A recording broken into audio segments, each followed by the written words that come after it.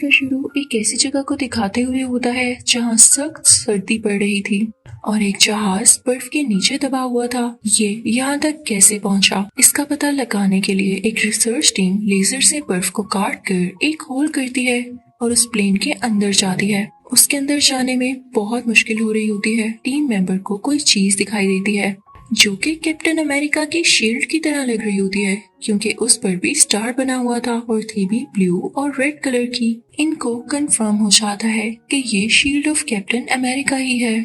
लेकिन ये आई कहाँ से? क्या इस प्लेन में वो भी था? मल्टीपल क्वेश्चन सोच में आते हैं। अब सीन शिफ्ट होता है पास्ट की तरफ, जब हमें एक सिटी दिखाई जाती है। वहाँ जर्मन सोल्जर्स हुआ करते थे।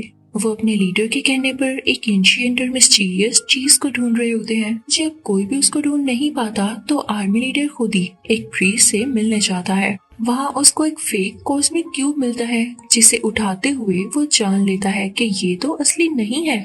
वो प्रीस्ट से पूछता है वो चीज कहाँ है जिसकी मुझे तलाश है। तो प्रीस्ट जब कोई उसे जवाब नहीं देता तो लीडर वो फेक क्यूब तोड़ देता है और उससे दोबारा पूछता है मुझे बताओ वो कहाँ है। प्रीस्ट उससे कहता है नहीं, वो तुम्हारे लिए नहीं है क्योंकि तुम एक गॉड नहीं हो। उस चीज को सिर्फ गॉड ही हासिल कर सकता है क्योंकि उसी में इतनी ज्यादा पावर बर्दाश्त करने की एनर्जी होती है।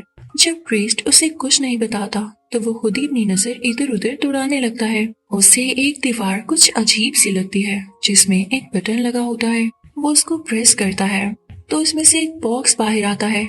उसके अंदर रियल कॉस्मिक क्यूब होता है जिससे लाइट निकलने लगती है। अब यहाँ भी सीन चेंज हो जाता है।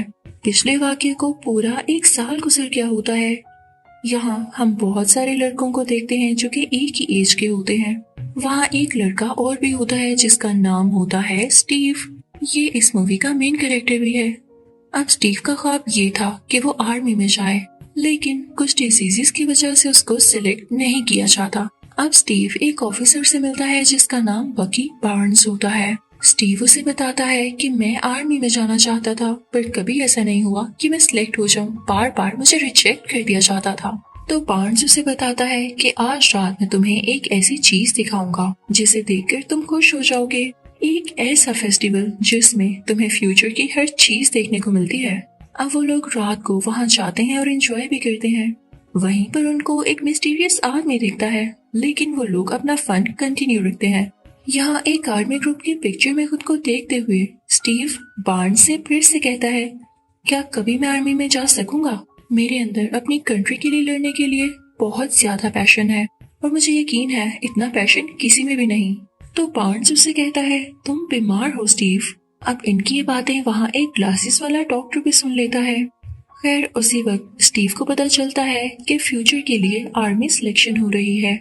वो फौरन से जाकर फॉर्म जमा कराता है, लेकिन वहाँ पर जो आदमी होता है उसे रिजेक्ट कर देता है कि तुम्हारे फॉर्म से पता चला है कि तुम बार बार रिजेक्ट हुए हो तो जरूर कोई ना कोई वजह होगी ना। लेकिन तभी वहाँ वो डॉक्टर आते हैं जिन्होंने उनकी बातें सुनी थी। वो डॉक्टर एक साइंटिस्ट भी थे। वो स्टीव से इंटरव्यू लेते हैं और उसके फॉर्म पर 1A लिखते हैं, यानी फर्स्ट एवेंजर कैप्टन अमेरिका, जिसके बारे में स्टीव खुद भी गेस नहीं कर पाता। अब सीन शिफ्ट होता है एक आर्मी यूनिट पर जहाँ के कमांडर्स को दिखाया जाता है, एक मेल कमांडर और एक लड़की पैगी कार्टर को।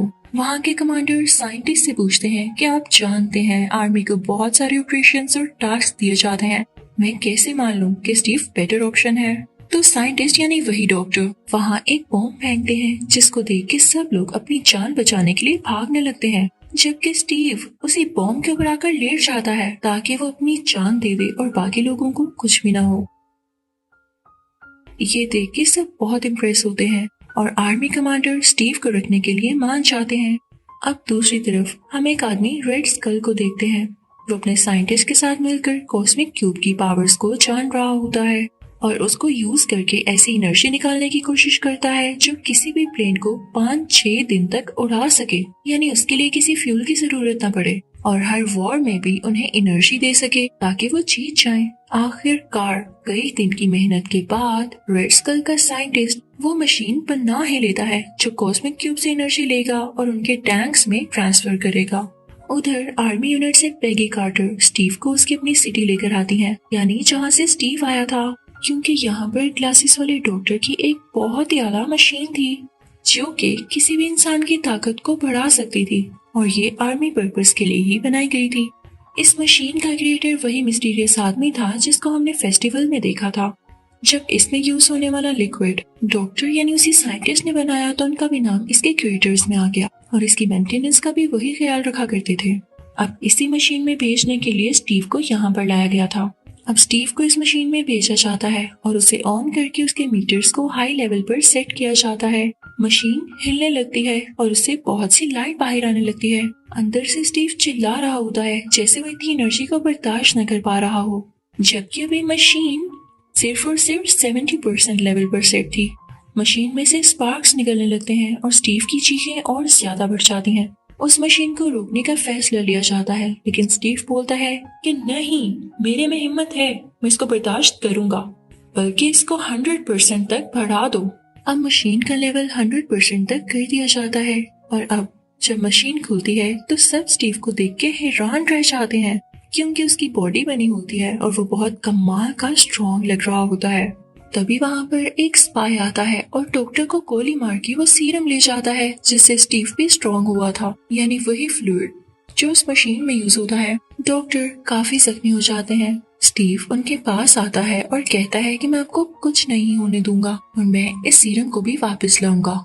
अब स्टीव उस जासूस यानी स्पाई के पीछे भागने लगता है, लेकिन वो स्पाई एक गाड़ी में जा रहा होता है और काफी ज्यादा स्पीड से। स्टीव जो कि अब फाइनली कैप्टन अमेरिका बन चुका था, उसका तेजी से पीछा करने लगता है। वो स्पाई कर अपनी गाड़ी को डिफरेंट गलियों में से निकाल कर लेकर जा रहा था तो कैप्टन अमेरिका भी कुछ कम नहीं था। कैप्टन अमेरिका भी जंप्स लगाते हुए उसके पीछे जाता है, लेकिन अब वो स्पाई पानी में चला जाता है और अपनी वाटरशिप में वहाँ से भागने लगता है, लेकिन कैप्टन अमेरिका उसे पकड़ ही लेता है। लेकिन तब तक उसने जहर ले लिया था जिसकी वजह से वो बच नहीं पाता। स्टीव जब वापस जाता है तो उसे पता चलता है कि डॉक्टर की डेथ हो चुकी है और क्योंकि फ्लूइड जाने की वजह से आर्मी और सुपर सोल्जर्स को नहीं बना सकती तो वो ये फैसला लेते हैं कि स्टीव ही अब कैप्टन अमेरिका होगा और सब सोल्जर्स को लीड करेगा क्योंकि यही एक था जो कि सब सोल्जर्स से ज्यादा स्ट्रॉन्ग था। अब एक दिन एक मीटिंग में कैप्टन अमेरिका को ये पता चलता है कि उसका दोस्त यानी वही ऑफिसर बकी बार्न्स रेड स्कल के कब्जे में है क्योंकि उसने रेड स्कल और उसकी टीम के खिलाफ एक कैंपेन चलाई थी जिसमें वो खुद ही बेचारा पकड़ा गया। कैप्टन अमेरिका तैयारियां करने लगता है कि वो अपने दोस्त बकी बार्न्स और उसके साथियों को बचाने जाएगा।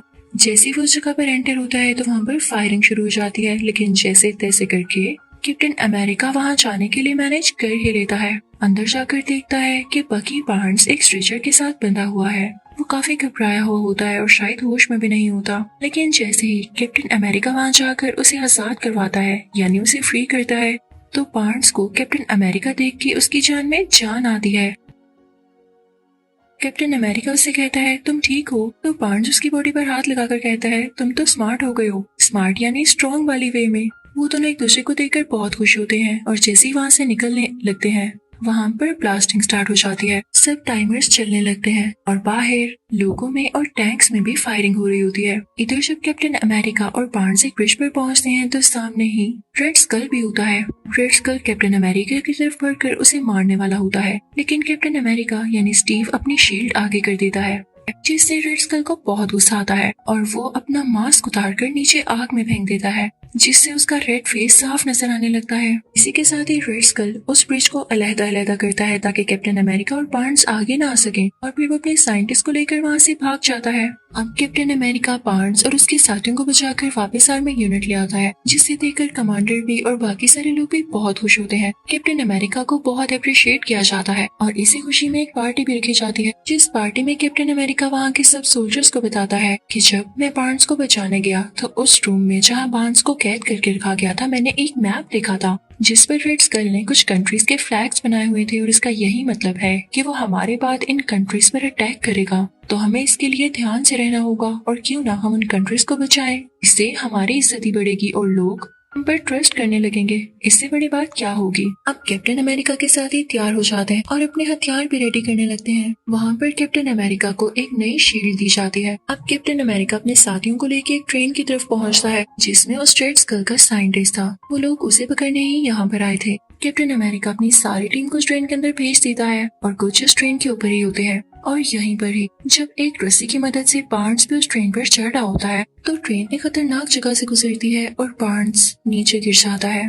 अब रेड स्कल का साइंटिस्ट इनके कब्जे में होता है। कमांडर जब उसे क्वेश्चनिंग करने लगता है तो इनको ये पता चलता है कि वाकई रेड स्कल ने उन कंट्रीज पर अटैक करने के लिए बहुत सारी प्लानिंग कर रखी है जिसका डाटा उनकी बेस पर है। तो कैप्टन अमेरिका देर ना करते हुए अपने साथियों से कहता है कि हम वहाँ पर बाइक्स पर जाएंगे और वो जंगलों से होता हुआ, सुनसान इलाकों से होता हुआ बाइक्स पर बड़े मजे से उनकी बेस पर जाने लगता है। अब बहुत एफर्ट के बाद कैप्टन अमेरिका और उसके साथी उस बेस तक पहुँच जाते हैं जहाँ पर रेड स्कल को इनके आने की खबर पहले से हो चुकी थी। उसने अपना प्लेन रेडी कर लिया होता है और वहाँ से निकलने वाला होता है, लेकिन कैप्टन अमेरिका उसको ऐसे कैसे जाने दे सकता था। तो वो भी एक गाड़ी लेता है और अपने साथियों के साथ उसका पीछा शुरू कर देता है। उस कार में वो कमांडर और पैगी कार्टर भी होते हैं। कैप्टन अमेरिका इतनी तेज गाड़ी चलाता है कि उस प्लेन तक पहुंच ही जाता है। कैप्टन अमेरिका चुपके से उसके प्लेन के अंदर जाता है और उसे ढूंढने लगता है, लेकिन तभी रेड स्कल पीछे से आकर उस पर वार करता है। उसके हाथ में एक लेजर गन होती है जिससे वो उसे शूट करने लगता है, लेकिन कैप्टन अमेरिका इस चीज को लेकर बहुत अटेंटिव था तो वो अपनी शील्ड से उस लेजर के वार को रोकता रहता है। अभी रेड स्कल आगे आता है और उसे टांगों से पकड़कर नीचे गिराता है। कैप्टन अमेरिका भी ऐसे ही करता है। वो एक दूसरे को कमर और टांगों से पकड़ कर गिरा रहे होते हैं। रेड स्कल भी कुछ कम नहीं था और वो भी आगे से बराबर वार कर रहा था। तो कैप्टन अमेरिका उसे उठाकर उसकी मशीनरी पर फेंकता है जिससे जहाज का सारा सिस्टम खराब होने लगता है और वो नीचे की तरफ जाने लगता है। अब रेड स्कल कैप्टन अमेरिका को धकेलते हुए यानी उसे पुश करते हुए रेंगता हुआ कंट्रोलिंग सिस्टम तक जाता है और वहाँ की सेटिंग करके जहाज को फिर से ठीक उड़ाने लगता है और फिर से कैप्टन अमेरिका की तरफ अपनी लेजर गन के साथ आता है और उससे कहता है तुम्हारी हिम्मत कैसे हुई। लेकिन कैप्टन अमेरिका रोल होते हुए अपनी जान बचाता है और फिर से अपनी शील्ड का यूज करते हुए उसके लेजर शॉट्स को रोकता है। लेकिन इसी दौरान वो कॉस्मिक क्यूब भी हिल जाता है और नीचे गिरने वाला होता है कि तभी रेड स्कल उसे उठा लेता है, लेकिन उसमें इतनी ज्यादा एनर्जी थी कि वहाँ पर स्पार्क्स होने लगते हैं क्योंकि रेड स्कल की बॉडी के अंदर तक जाते हैं। फिर हम देखते हैं कि रेड स्कल इसी के साथ ही गायब हो गया है। शायद वो इसकी एनर्जी को वाकई बर्दाश्त ही नहीं कर सका और कॉस्मिक क्यूब जब प्लेन के नीचे गिरता है तो वहाँ की रोड्स को पिघलाता हुआ प्लेन से नीचे ही गिर जाता है। अब कैप्टन अमेरिका वहाँ के कंट्रोलिंग सिस्टम पर आता है जहाँ पर उसे पता चलता है कि रेड स्कल इसी प्लेन के जरिए ही बाकी कंट्रीज पर अटैक करने वाला था क्योंकि इसमें बॉम्ब्स भी पड़े हुए थे और मिसाइल्स भी थे। कैप्टन अमेरिका सोचता है कि मेरे पास और कोई चारा नहीं रहा, अगर टाइम खत्म हो गया तो प्लेन अपने आप उस जगह पर मिसाइल छोड़ने लगेगा और मैं नहीं चाहता कि मेरी कंट्री तबाह हो जाए।